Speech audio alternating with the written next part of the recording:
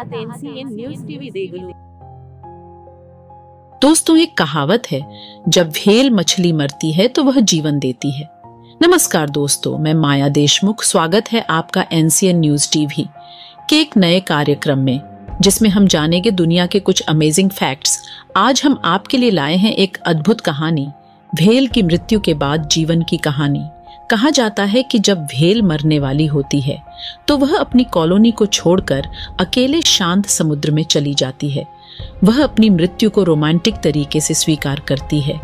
वह अपने शरीर को तैयार करती है, अपनी अंतिम सांस लेती है और शांति से समुद्र की गहराई में उतर जाती है।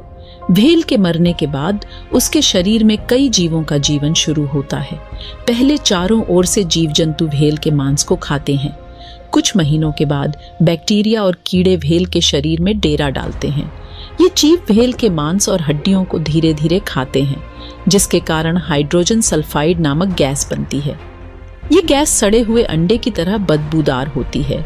लेकिन कहानी यहीं खत्म नहीं होती। कुछ समय बाद व्हेल के शरीर के चारों ओर नमक जमा हो जाता है, जिसके कारण एक नया आवास बनता है। इस आवास में कई तरह के जीव जंतु रहते हैं, जैसे कि मछलियां, झींगे और अन्य समुद्री जीव। यह कहानी हमें बताती है कि मृत्यु जीवन का अंत नहीं है, बल्कि जीवन का एक नया अध्याय है। व्हेल की मृत्यु के बाद भी उसके शरीर से कई जीवों को जीवन मिलता है। ये प्रकृति का चक्र है जो जीवन और मृत्यु के बीच संतुलन बनाए रखता है। ये कहानी आपको कैसी लगी, हमें कमेंट में जरूर बताएं। अब बात करते हैं इस कहानी से जुड़ी कुछ रोचक तथ्यों की।